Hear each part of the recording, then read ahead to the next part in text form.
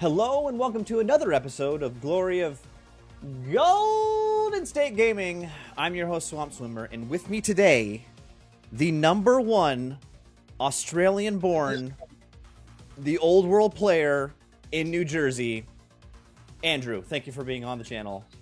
Not a problem, How you doing mate. today?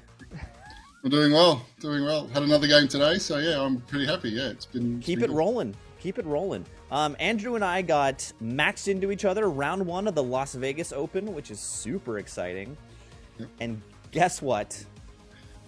We both played Beastmen, so it's a real beast off, a beast with two backs, if you call it that. But before we get into the battle report, Andrew, tell me about your Warhammer story. Tell me what you're into. Tell me what you play. Give me the whole spiel. Sure.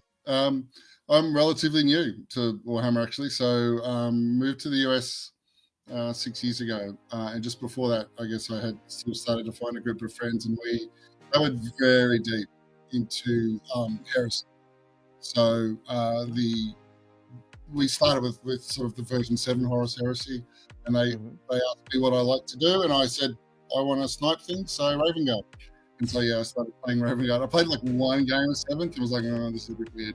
So I played a lot of 8th Raven Guard, and then Heresy 2 came out. So I skipped 9th 40k and played Heresy 2, and then Old World came out. And so, yeah, I sort of bounced around through there. So in the end of the day, I've got, I guess, 2 Raven Guard armies, 30 and 40k, Death Guard, Necrons. I started playing Necrons because I can't remember the guy that won LVO last year from Necrons.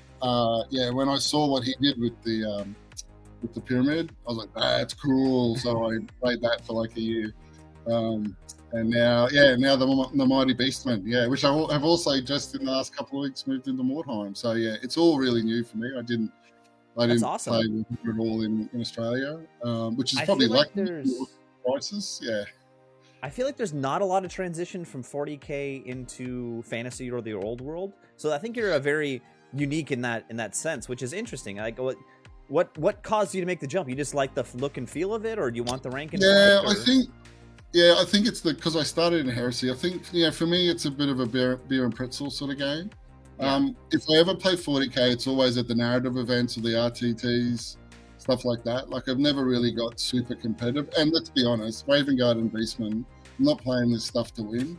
Like, yeah, if I wanted to play Gene Stealer Cult or what are the bouncy elves and stuff, which is what they were in 8th, or if I wanted to play 3 dragons, like that's not what I'm into. Yeah, so it's more about fun for me. And I really like the Beastmen models. It was again one of those things where mates were like, because I've got a dwarf army from 1972 or something. Yeah, that's how most of the old world players are. They got armies from 6 editions ago. Yeah. 2nd edition fantasy and stuff. And so they just had the books around, and I was looked through it, and as you'll see in a moment, Minotaurs. I just love Minotaurs or Minotaurs, depending where you come from.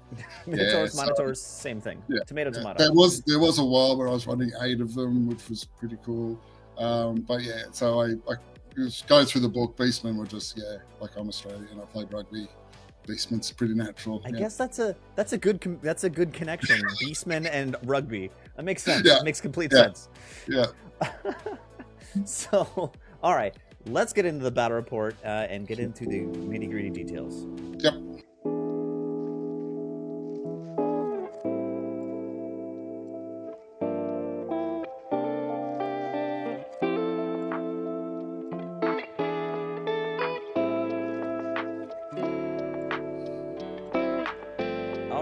So as I said, we got paired into each other, the 2 Beastmen players. I think there were a total of 4 or 5 Beastmen players in the tournament. Yeah. Yep. We're playing 2,000 points, straight out of the book, open battle. So nothing too exciting. So this is the first. This is round 1. So I'm going to go through my list in a little bit of detail. And so my list, I'm bringing 2 Great Bray Shamans, level 4. My list is a straight double Viletide list. That's what we do with Beastmen. One's a level 4 in Elementalism, Ruby Ring of Ruin, Hag Tree Fetish, 2 MR. The other one's on Demonology with a Jagged Dagger.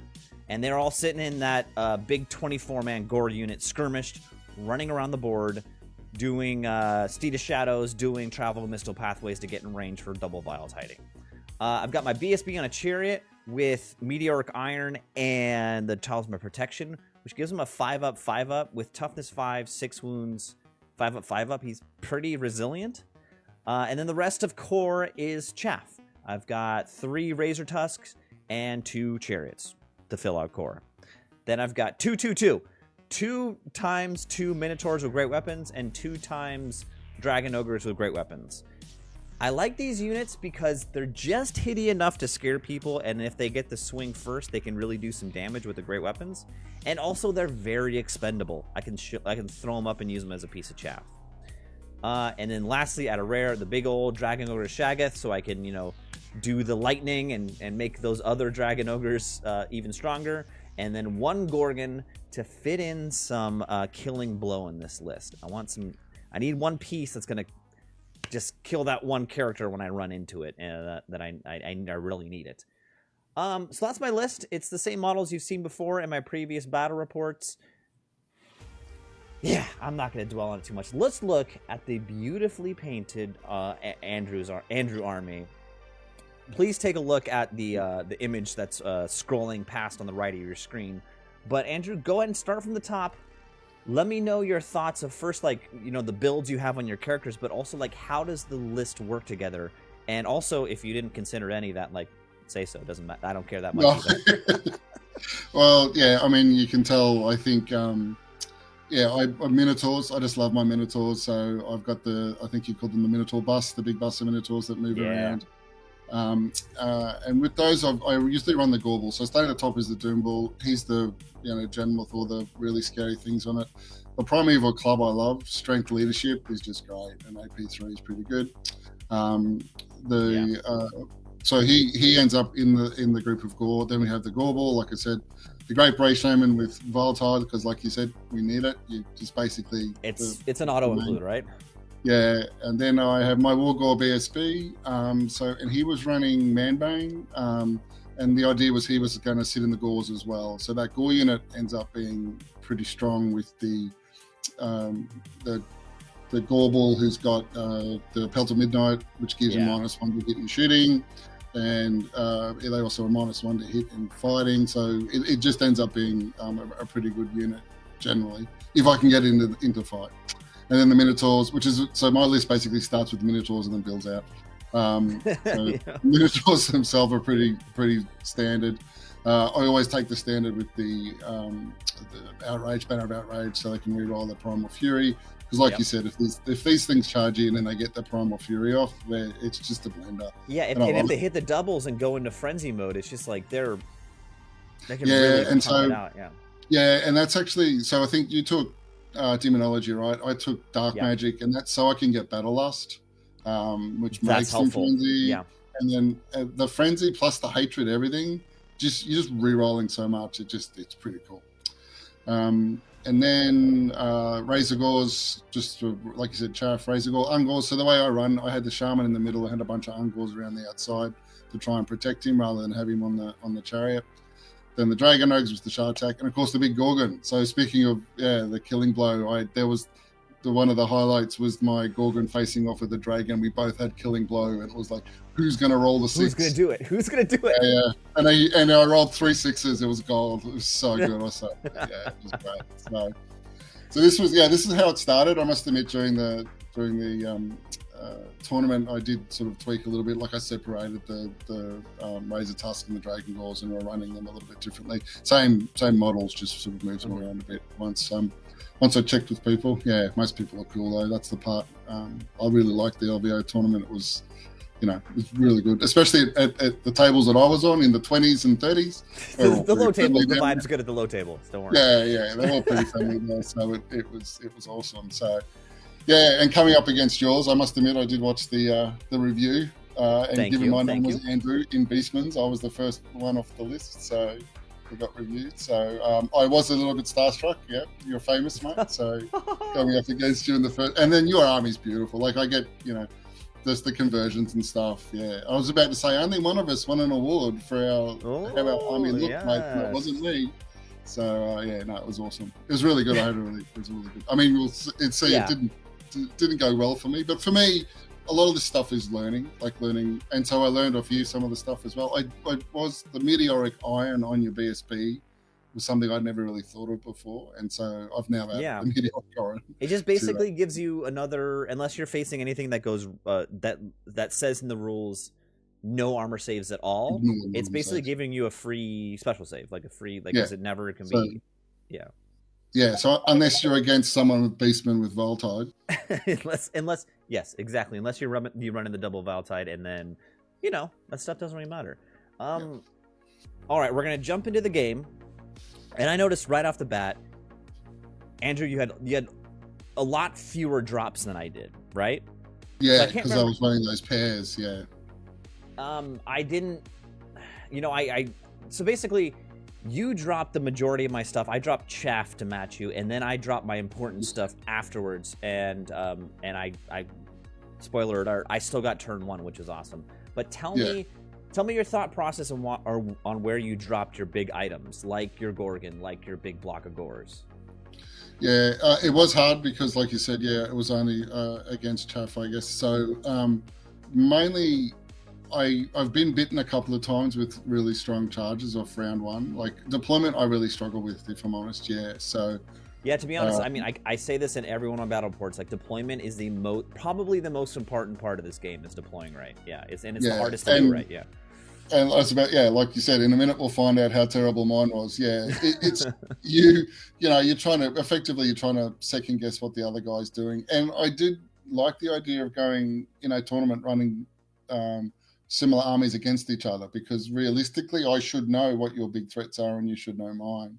Mm-hmm. What gets tricky is like later on in the tournament, I'm playing against armies I've never even seen, so I've got no idea what's their. Yeah, it's hard. It's hard when you've never faced the army before, and you're like, what does this guy do? I don't know. Yeah, like my mates play like orcs and dwarfs, so I'm pretty good against orcs and dwarfs. But you stretch anything out of that, I think it's a bit sketchy. So, but yeah, so the idea generally is I try and get my Razor Gores to run up and sort of block whoever's going to come forward, so then I can get something else to charge. So the idea is to have those strong charging units behind the Razor Gores or the Dragon Ogres.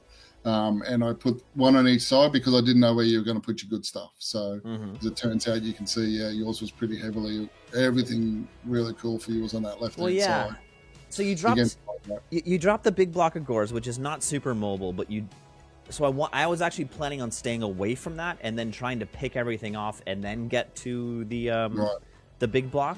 But you dropped the Gorgon right there on the hill, and I'm like, that's my perfect shot for Viletide. So I'm like, I have to. Set up and this is the thing. It's like, let's say I'm probably not. Well, although I did do that again today. It's up the front. Like next time I play you, I'll probably still use the Gorgon, and you can go after the Gorgon, but I'll have better placement of my Gores and my Minotaurs. So you spent 2 rounds. It took 2 rounds for you to get rid of that Gorgon. Yeah. But if I had been able to get my Minotaurs in a better place, which is basically every game I ever play, or the big blob, then maybe I would have gone a little bit. Or maybe I would have been a little bit more even. Yeah. So. Because at the end of the day, the Gorgon's 200 points, and that blob is probably like 400. Yeah. It's true. So I knew I wanted to put it there, and then the only other question I really had in my mind was, what am I going to do to address the Dragon Ogres you put on the far right? Because that was your other kind of, really kind of hits hard unit. Yeah. And I'm like, I put a chaff piece, Dragon Ogre Shaggoth, and my 2 Dragon Ogres and 1 Chariot over there. I'm like, that's probably going to be enough. I think so.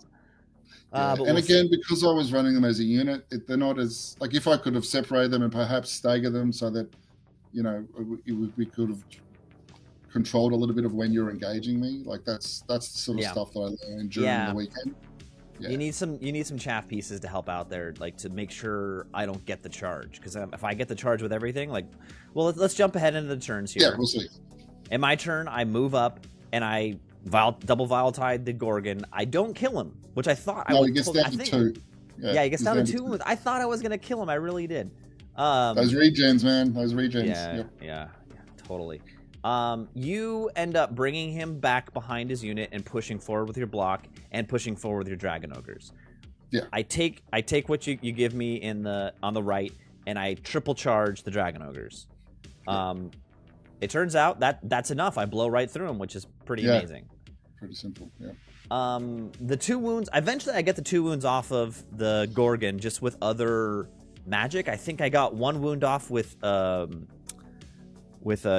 mystical spirit vortex that ran through him, and then the last one came from the spirit vortex was a bit rough. It was lucky. It was lucky. Yeah, and I just couldn't. The last wound was from a ruby ring of ruin. Ruby ring of ruin. Because again, large target, doesn't matter where you put it.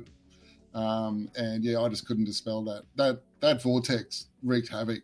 It alone probably got, I don't know, 10 or 15 wounds. Because it was just, it did pretty well. I think it lasted did it last the whole game? It lasted a long time. It lasted 2 or 3 turns, and then you got it eventually. Yeah, it was rough. Yeah, those vortexes, I feel like they're so.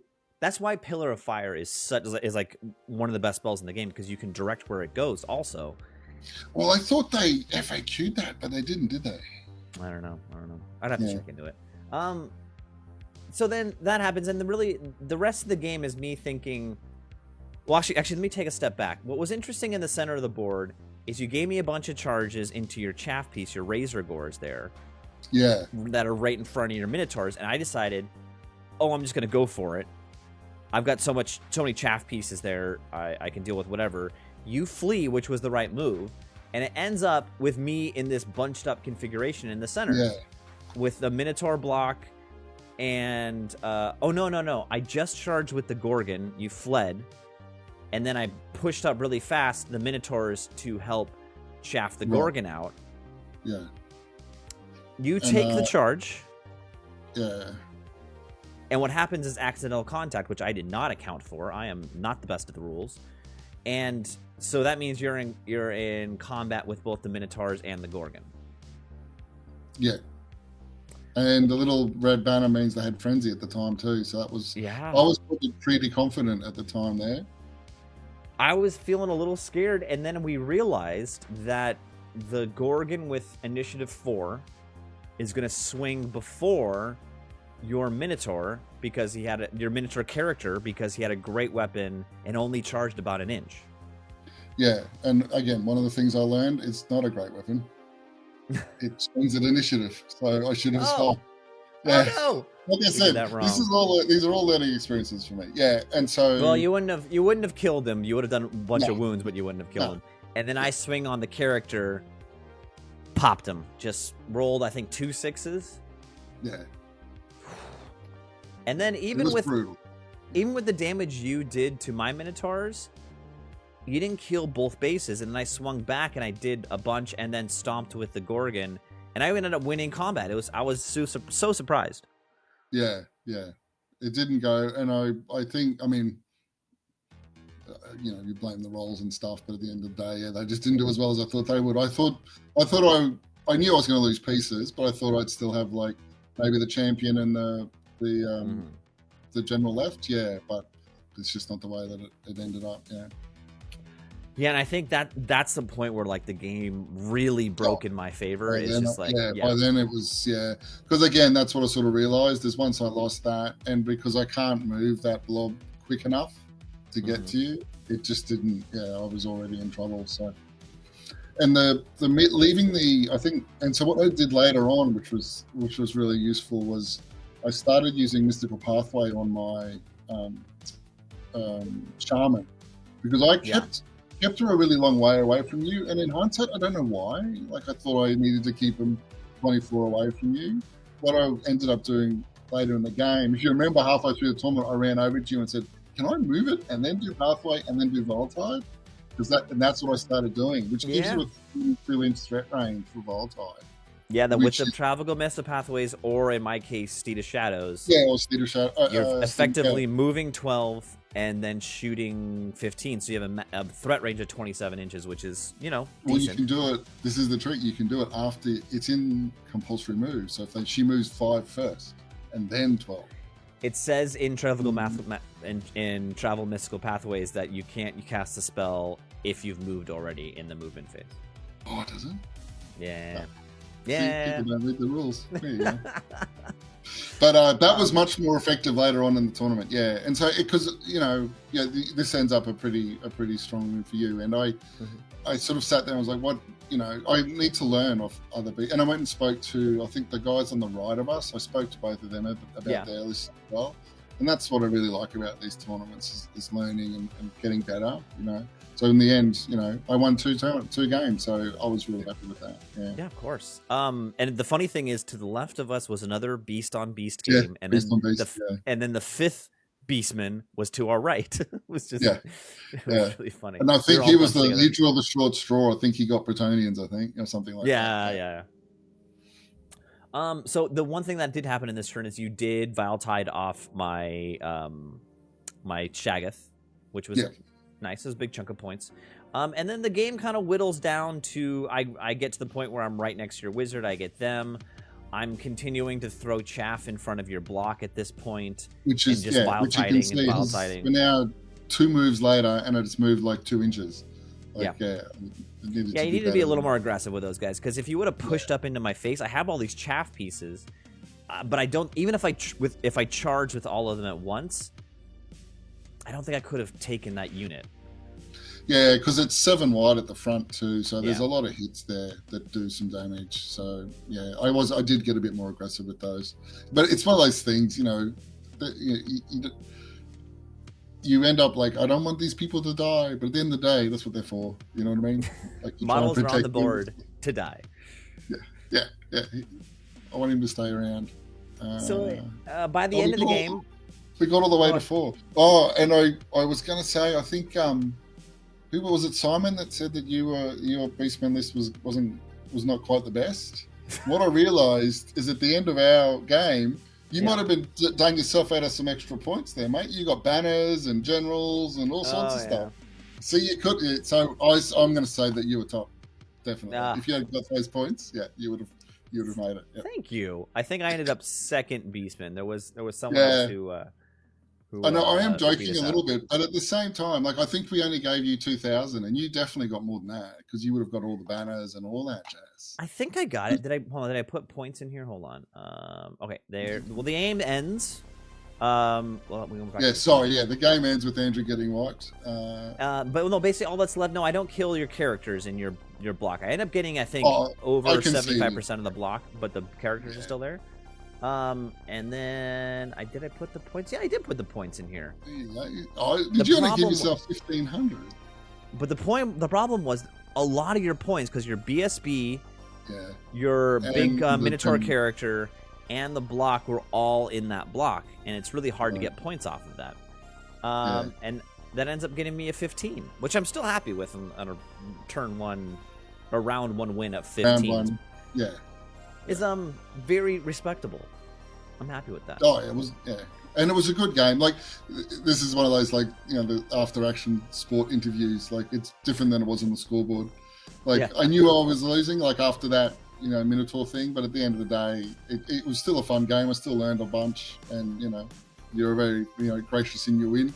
Thank you very much. It was good. Yeah, I mean, I've played quite a few of these games now, and I don't win a lot of them. So having someone who wins nicely is good. That is definitely a characteristic of all rank and flank Warhammer games. All editions of Warhammer is that there's a steep learning curve, and the way you learn is by playing people who are better than you, but it's an emotional experience because you're getting beat back to back to back to back. Yeah, I remember the first game of Old World, because I've come from Heresy. The first game of Old World, I deployed my Minotaurs in cover, like behind the building, and then I got first turn, and I'm like, okay, shoot. They've just lost like 6 inches movement. Excellent, So I don't do that anymore. So you mentioned you got 2 wins throughout the tournament. Yeah. Just give me a brief snippet of, like, how was the whole experience? You said it was a good experience before, but like. It was really good. But, I mean, a couple of the standouts. I'm going to mess up his name. I think it's Josh Van Houten, I think his name is. He was the guy who took the transmigration scroll that would turn you into a frog. His whole army had frogs all the way through it. His BSB had a frog flapping off the saddle. and he had little plastic frogs he was giving, like that sort of stuff. Brilliant. And like I said, there's a point at which my Gorgon was there and the Chaos Dragon. This is his champion on his dragon. This is his centerpiece. He's like, he didn't have to charge. And we were both sort of looked at each other and he's like, yeah, well, we're doing this. We're doing this. And it was just like that sort of stuff. Is, you know, in the second day, the second game, like I'm just fiddling around with my stuff. I look up and the guy across the table's handing me a Modelo. Like, that's the you know, that's the magic of this game. That's the magic of this game is those fantastic moments like you just you talking about with the dragon and the Gorgon. Those are like, that's the magic of Warhammer right there. And then when you're in a good group, you're in a good tournament, and someone brings a beer for you in the table or offers to buy you a beer, it just makes for the complete experience. It's so much fun.